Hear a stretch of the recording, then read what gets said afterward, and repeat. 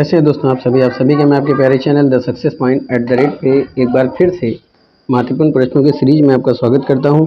अभी तक काफ़ी टॉपिकों पे हमारा डिस्कशन चला है, वन लाइनर प्रश्न भी अवेलेबल हैं। हर तरह के टॉपिकों को, हर तरह के सब्जेक्ट को अच्छे तरह से हम लोगों ने समझा है, उससे संबंधित महत्वपूर्ण प्रश्नों को देखा है।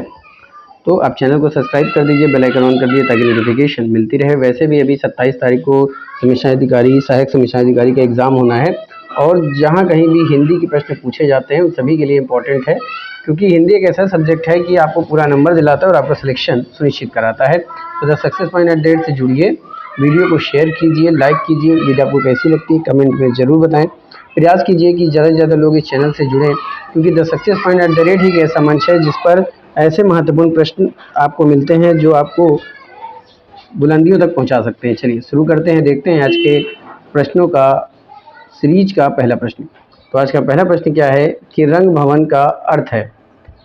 ए ऑप्शन है रंगा हुआ भवन, बी ऑप्शन है रंग बनाने का कारखाना, सी ऑप्शन है नाट्यगृह और डी ऑप्शन है रंगरेलियां मनाने का स्थान। ऑप्शन क्या है रंगा हुआ भवन, दूसरा है रंग बनाने का कारखाना, सी ऑप्शन है नाट्यगृह और डी ऑप्शन है रंगरेलियां बनाने का स्थान। काफ़ी इंपॉर्टेंट प्रश्न है, महत्वपूर्ण प्रश्न पाने का लाभ उठाएं। तो रंग भवन का अर्थ क्या होता है? तो रंग भवन का अर्थ होता है नाट्यगृह। ये ऑप्शन किस पे दे रहा है? सी ऑप्शन पे दे रहा है, तो C is the right answer for this one. C right हो जाएगा। अगला प्रश्न, जो देखने में प्रिय है के लिए एक शब्द क्या होगा? ए ऑप्शन है समदर्शी, बी ऑप्शन है प्रियदर्शी, सी ऑप्शन है प्रिय पात्र और डी ऑप्शन है दर्शन प्रिय। तो जो देखने में प्रिय हो या जो देखने में अच्छा हो के लिए एक शब्द क्या होगा, उसका उत्तर दीजिए। ये भी इंपॉर्टेंट प्रश्न प्यारे दोस्तों। तो जो देखने में प्रिय है के लिए एक शब्द क्या होगा? समदर्शी, प्रियदर्शी, प्रिय पात्र और दर्शन प्रिय।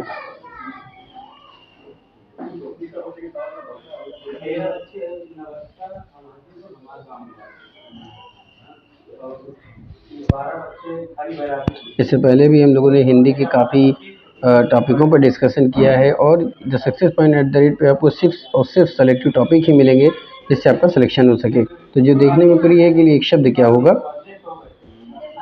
आपके ऑप्शन थे समदर्शी, प्रियदर्शी, प्रिय पात्र और दर्शन प्रिय। तो जो देखने में प्रिय होता है उसके लिए देखने के लिए जो देखने में प्रिय है उसके लिए एक शब्द क्या होता है प्यारे दोस्तों? तो उसके लिए एक शब्द होता है प्रियदर्शी। क्या होता है? प्रियदर्शी होता है। तो बी ऑप्शन पे दे रहा है, तो B is the right answer for this question. अगले प्रश्न की तरफ चलते हैं।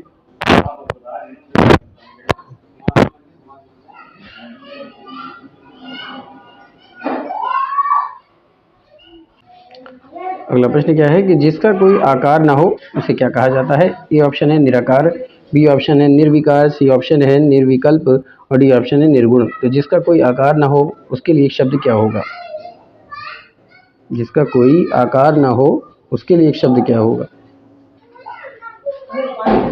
निराकार, निर्विकार, निर्विकल्प और निर्गुण।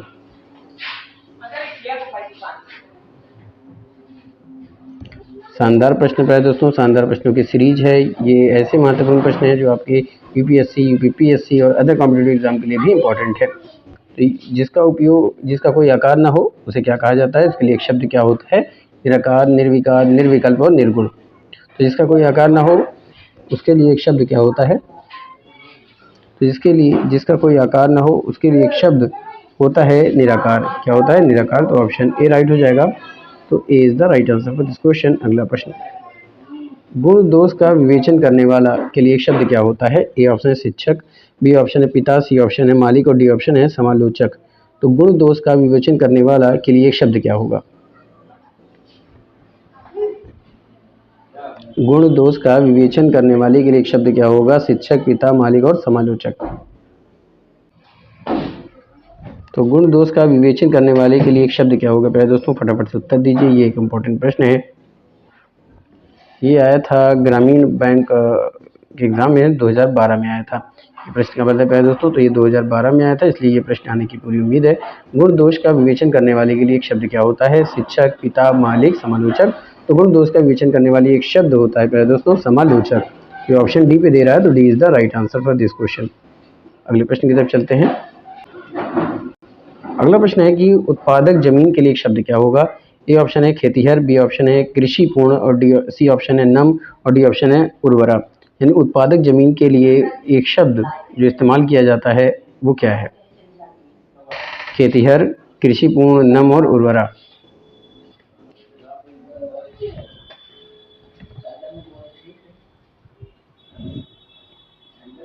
जो ज़मीन की उत्पादक की बात करें दोस्तों, तो उत्पादक ज़मीन के लिए एक शब्द क्या होता है?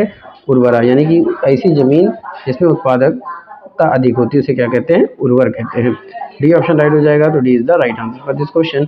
अगले प्रश्न को देखते हैं। अगला प्रश्न है जिसमें दूर की बात सोचने की शक्ति हो के लिए एक शब्द क्या होगा प्यारे दोस्तों? ये भी इम्पोर्टेंट प्रश्न है। जिसमें दूर की बात सोचने की शक्ति हो, कल्पनाशील, दूरदर्शी, कनिष्ठ और वरिष्ठ। जिसमें दूर की बात सोचने की शक्ति हो उसके लिए एक शब्द क्या होता है? कल्पनाशील, दूरदर्शी, कनिष्ठ और वरिष्ठ।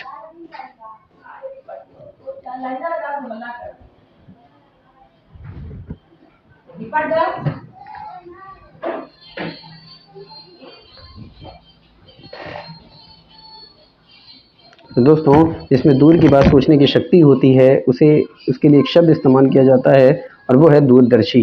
तो ऑप्शन आपका बी राइट हो जाएगा, B is the right answer for this question. अगला प्रश्न, अभी आपने क्या देखा? जिसमें दूर की बात सोचने की शक्ति हो उसके लिए एक शब्द क्या होता है? दूरदर्शी। तो दूरदर्शी कौन से ऑप्शन पे? बी पे, B is the right answer for this question. अगला प्रश्न, जो खाने योग्य ना हो। ए ऑप्शन है अखाद्य, बी ऑप्शन है अनुचित, सी ऑप्शन है सड़ा और डी ऑप्शन है सीला। जो खाने योग्य ना हो के लिए एक शब्द क्या होता है? जो खाने योग्य नहीं है के लिए एक शब्द क्या होगा?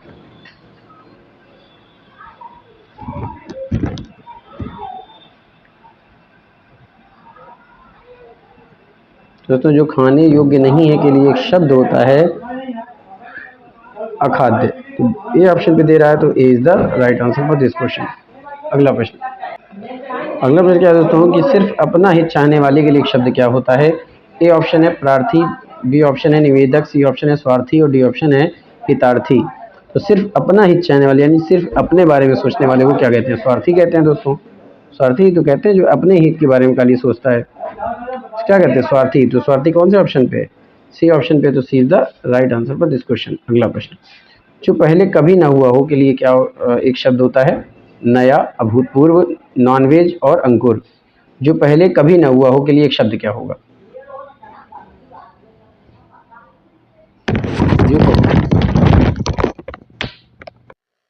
फटाफट उत्तर दीजिए दोस्तों। जो पहले कभी ना हुआ हो के लिए एक शब्द क्या होगा? नया, अभूतपूर्व, नॉनवेज और अंकुर। तो जो पहले कभी नहीं हुआ है के लिए एक शब्द इस्तेमाल किया जाता है अभूतपूर्व या अभूतपूर्व। तो बी ऑप्शन पे दे रहा है, तो B is the right answer for this question. अगले प्रश्न की तरफ चलते हैं। बस समझ में दोस्तों, जो पहले कभी ना हुआ के लिए एक शब्द क्या होता है? अभूतपूर्व। चलिए आगे चलते हैं। अगला प्रश्न है कि पैनी बुद्धि वाला यानी कम बुद्धि वाले को क्या कहते हैं? ए ऑप्शन है तीव्र बुद्धि, बी ऑप्शन है तेज बुद्धि, सी ऑप्शन है मनस्वी और डी ऑप्शन है कुशाग्र बुद्धि। पैनी बुद्धि वाले को क्या कहा जाता है? सॉरी माफ कीजिएगा दोस्तों, पैनी बुद्धि का मतलब होता है जिसका दिमाग बहुत तेज हो, उसे क्या कहते हैं? तीव्र बुद्धि, तेज बुद्धि, मनस्वी और कुशाग्र बुद्धि। तो पैनी बुद्धि के लिए एक शब्द क्या होता है प्यारे दोस्तों? पैनी बुद्धि के लिए एक शब्द क्या होता है? फटाफट से उत्तर दीजिए। तीव्र बुद्धि, तेज बुद्धि, मनस्वी और कुशाग्र बुद्धि। तो दोस्तों पैनी बुद्धि के लिए जो एक शब्द इस्तेमाल किया जाता है वो क्या होता है? वो होता है तीव्र बुद्धि। क्या होता है? तीव्र बुद्धि। तो ऑप्शन ए पे दे रहा है ये, तो A is the right answer for this question. अगला प्रश्न, जो कठिनाई से समझ में आए। ए ऑप्शन है दुर्गम, बी ऑप्शन है दुर्बोध, सी ऑप्शन है दुर्लभ और डी ऑप्शन है दुर्दर्श। जो कठिनाई से समझ में आए के लिए एक शब्द क्या होता है? फटाफट उत्तर दीजिए दोस्तों। प्रश्नों को ज़्यादा से ज़्यादा लगाइए, क्योंकि जब आप ज़्यादा से ज़्यादा प्रश्नों को लगाते हैं तो आप अपने लक्ष्यों के करीब पहुंचते जाते हैं दोस्तों, क्योंकि मंजिल आपके सिर्फ एक कदम दूर है।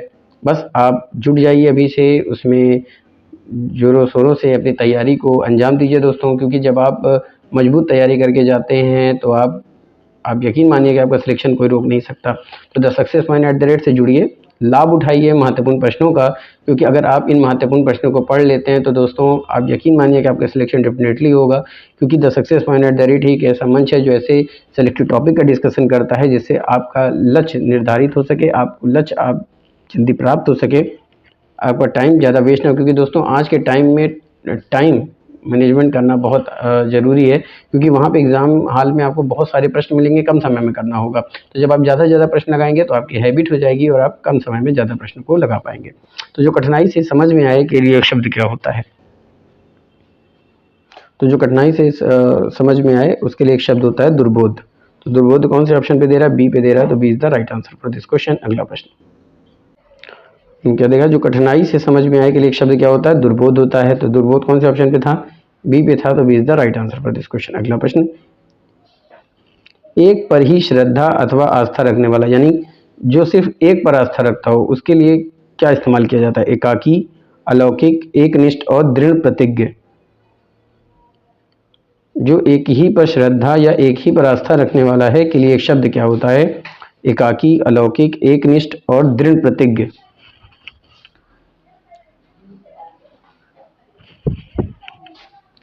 और दृढ़ प्रतिज्ञ, तो जो एक ही पर श्रद्धा रखता हो या एक ही पर आस्था रखता हो के लिए एक शब्द क्या माना जाता है, तो इसके लिए एक शब्द होता है एकनिष्ठ। और एकनिष्ठ कौन से ऑप्शन पे दे रहा है, सी पे दे रहा है, तो C is the right answer for this question. अगले प्रश्न की तरफ बढ़ते हैं। अगला प्रश्न दोस्तों की बड़ा बनने की इच्छा रखने वाले के लिए शब्द क्या होगा। ए ऑप्शन है पदलोलुप, बी ऑप्शन है चटुकार, सी ऑप्शन है विवेकवान और डी ऑप्शन है महत्वाकांक्षी। बड़ा बनने की इच्छा रखने वाले के लिए एक शब्द क्या इस्तेमाल किया जाता है, फटाफट से उत्तर दीजिए कि बड़ा बनने की इच्छा रखने वाले के लिए एक शब्द क्या इस्तेमाल किया जाता है, पदलोलुप, चटुकार, विवेकवान और महत्वाकांक्षी।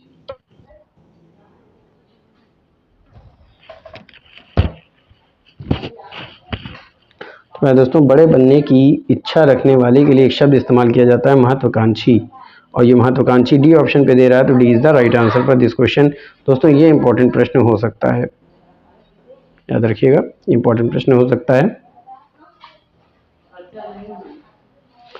चलिए आगे देखते हैं। अगला प्रश्न है कि पूर्णतः स्वच्छ करना के लिए एक शब्द क्या होता है।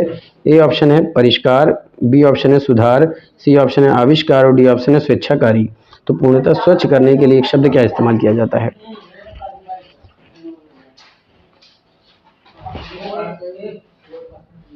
परिष्कार, सुधार, आविष्कार और स्वेच्छाकारी।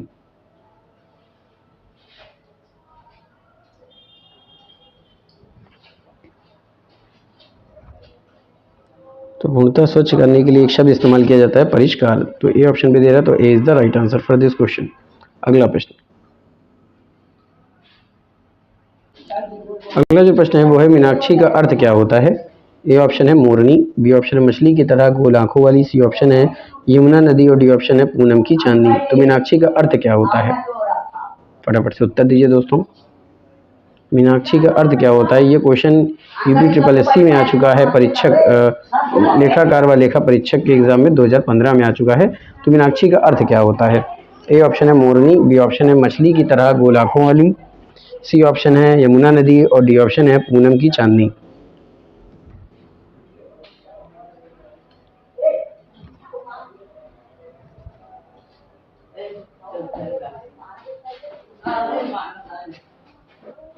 दोस्तों मीनाक्षी का जो अर्थ होता है वो होता है मछली की तरह गोल आंखों वाली। क्या होता है, मछली की तरह गोल आंखों वाली। बात समझ में आई, मीनाक्षी का अर्थ क्या होता है, मछली की तरह गोल आंखों वाली। तो बी ऑप्शन पे दे रहा है, तो B is the right answer for this question. अगले प्रश्न की तरफ चलते हैं। अगला प्रश्न है, जिस स्त्री के पुत्र और पति ना हो, इस वाक्य के लिए एक शब्द क्या होगा। ए ऑप्शन है अवीरा, बी ऑप्शन है अबला, सी ऑप्शन है असहाय और डी ऑप्शन है अकेल्या। जिस स्त्री के पुत्र भी ना हो और पति भी ना हो के लिए उस वाक्य के लिए एक शब्द क्या होता है। जिस स्त्री के पुत्र और पति ना हो, इस वाक्य के लिए एक शब्द आपको बताना है, क्या होता है, अवीरा, अबला, असहाय और अकेल्या।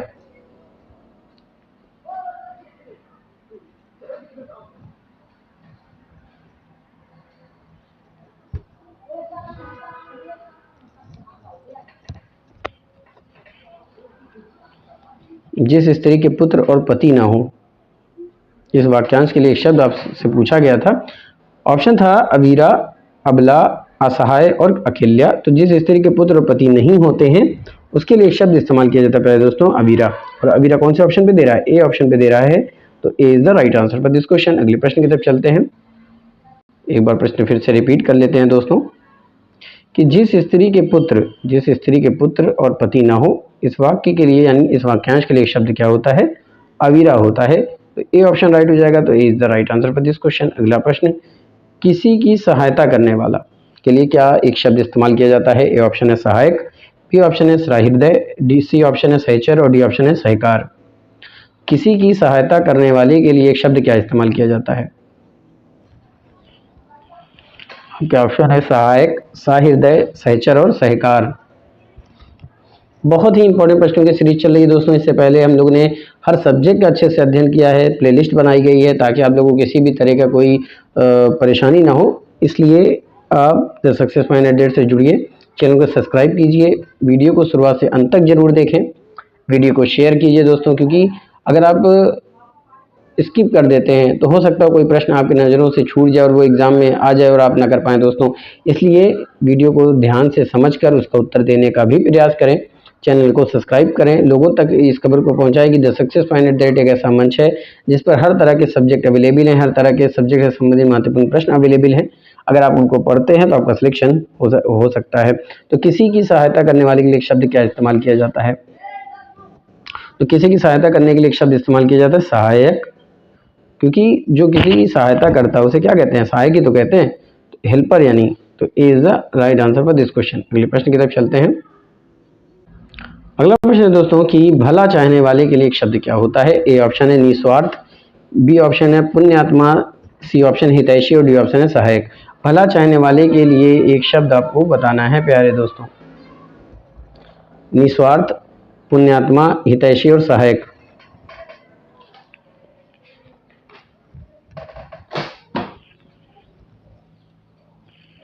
तो भला चाहने वाले के लिए एक शब्द इस्तेमाल किया जाता है हितैषी। तो हितैषी कौन से ऑप्शन पे दे रहा है? तो सी पे दे रहा है, तो C is the right answer for this question. याद रखिएगा दोस्तों, भला चाहने वाले के लिए एक शब्द क्या इस्तेमाल किया जाता है? हितैषी। अगला प्रश्न है कि एक ही समय में वर्तमान के लिए एक शब्द क्या होता है? ए ऑप्शन है आजीवन, बी ऑप्शन है शाश्वत, सी ऑप्शन है समसामयिक और डी ऑप्शन है समानुकूल। तो एक ही समय में वर्तमान के लिए जो एक शब्द इस्तेमाल किया जाएगा वो कौन सा होगा? आजीवन, शाश्वत, समसामयिक और समानुकूल।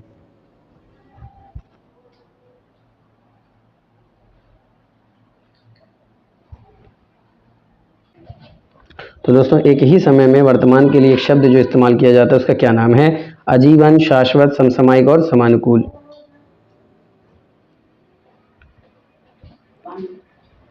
तो एक ही समय में वर्तमान के लिए जो एक शब्द इस्तेमाल किया जाता है वो क्या होता है? वो होता है समसामयिक। तो सी ऑप्शन पे दे रहा है, तो C is the right answer for this question. अगले प्रश्न की तरफ चलते हैं। अगला प्रश्न है कि पर्वत की तलहटी के लिए एक शब्द इस्तेमाल किया जाता है, वो शब्द क्या है? घाटी, उपत्यका, द्रोण और बेसिन। पर्वत की तलहटी क्या होती है? घाटी, उपत्यका, द्रोण और बेसिन। कौन सा शब्द इस्तेमाल किया जाएगा पर्वत की तलहटी के लिए? तो दोस्तों पर्वत की तलहटी के लिए एक बहुत ही अच्छा शब्द इस्तेमाल किया जाता है, बताइए वो शब्द क्या है? तो वो शब्द है उपत्यका। क्या इस्तेमाल किया जाता है? उपत्यका। तो बी ऑप्शन पे दे रहा है, तो B is the right answer for this question. ये जो प्रश्न था प्यारे दोस्तों ये 2015 में आया था लेखपाल के एग्जाम में, 2015 में। अगला प्रश्न क्या है? हवन की सामग्री के लिए एक शब्द क्या होगा? ए ऑप्शन है छवि, बी ऑप्शन है हवि, सी ऑप्शन है कुंड और डी ऑप्शन है रवि। तो हवन की सामग्री के लिए जो एक शब्द इस्तेमाल किया जाता है उसके लिए वो शब्द आपको बताने हैं। छवि, हवि, कुंड और रवि। तो प्यारे दोस्तों हवन की सामग्री के लिए जो एक शब्द इस्तेमाल किया जाता है वो क्या होता है? तो हवन की सामग्री के लिए एक ही शब्द इस्तेमाल किया जाता है, उसको कहते हैं हवि। तो ऑप्शन बी पे दे रहा है, तो B is the right answer for this question. अगले प्रश्न की तरफ बढ़ते हैं।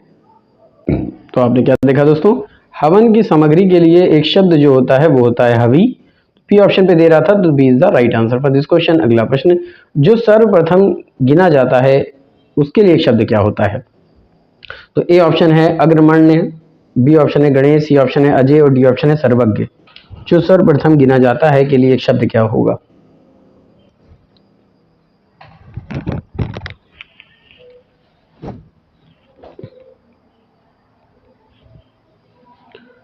जो सर्वप्रथम गिना जाता है के लिए एक शब्द क्या होगा? अग्रमण्य, गणेश, अजय और सर्वज्ञ। तो दोस्तों जो सर्वप्रथम गिना जाता है इसके लिए एक शब्द इस्तेमाल किया जाता है और वो होता है अग्रमण्य। तो ए ऑप्शन राइट हो जाएगा। तो A is the right answer for this question. अगले प्रश्न की तरफ चलते हैं दोस्तों। पहले दोस्तों अगले प्रश्न की तरफ बढ़ने से पहले अगर अभी तक आपने चैनल को सब्सक्राइब नहीं किया है तो मैं गुजारिश करता हूं कि चैनल को सब्सक्राइब कर दीजिए, बेल आइकन ऑन कर दीजिए ताकि नोटिफिकेशन मिलती रहे। बड़ी मेहनत के साथ ये वीडियो को तैयार किया जाता है ताकि आपका सिलेक्शन हो सके दोस्तों। The success point at the rate का संकल्प ही है कि संकल्प हमारा सफलता आपकी। तो इस उद्देश्य के साथ इस चैनल को शुरू किया गया है दोस्तों, इस वीडियो को शुरू किया गया है जिससे आपका सिलेक्शन जल्द से जल्द हो सके दोस्तों। क्योंकि बहुत से लोग तैयारी करते हैं लेकिन सेलेक्टिव टॉपिक पढ़ना बहुत ज़रूरी है जिससे आपका सिलेक्शन हो सके दोस्तों। तो चैनल से जुड़िए, महत्वपूर्ण प्रश्न को पाने का लाभ उठाएं, चैनल पे बने रहिए, अपना प्यार बनाए रहिए, अपना सब चैनल को सपोर्ट दीजिए दोस्तों। तो अगला प्रश्न क्या है कि एक हाथ से दूसरे हाथ में देना के लिए एक शब्द का प्रयोग होता है, वो शब्द क्या है? तो ए ऑप्शन है परजीवी, बी ऑप्शन है परिवर्तन, सी ऑप्शन है वैष्णव और डी ऑप्शन है हस्तांतरण। एक हाथ से दूसरे हाथ में कोई वस्तु देनी हो तो उसके लिए एक शब्द क्या होता है? परजीवी, परिवर्तन, वैष्णव और हस्तांतरण।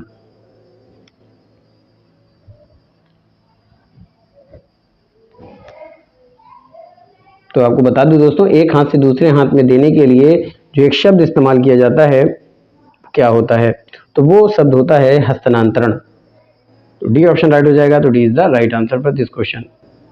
परिवर्तन किसी चीज़ में चेंज होना दोस्तों, एक अवस्था से किसी चीज़ में कोई चेंजेस है तो उसे परिवर्तन कहते हैं, बदलना, है ना।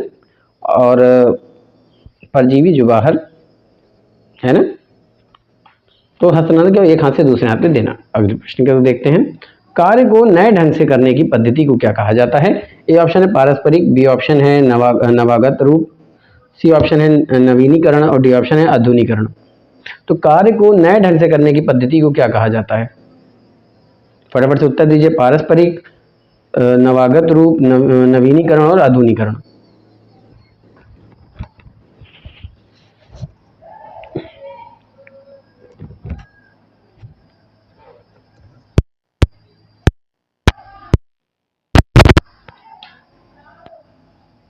तो वह दोस्तों कार्य को नए ढंग से करने की जो पद्धति होती है उसे क्या कहते हैं? उसे कहते हैं नवीनीकरण। तो कौन से ऑप्शन पे दे रहा है? सी पे दे रहा है। तो C is the right answer for this question. बात समझिए दोस्तों, नवीनीकरण जो है वो कार्य को नए ढंग से करने की एक पद्धति है।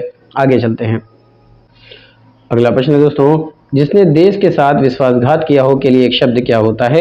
ए ऑप्शन है बागी, बी ऑप्शन है विश्वासघात, सी ऑप्शन है देशद्रोही और डी ऑप्शन है कमानल।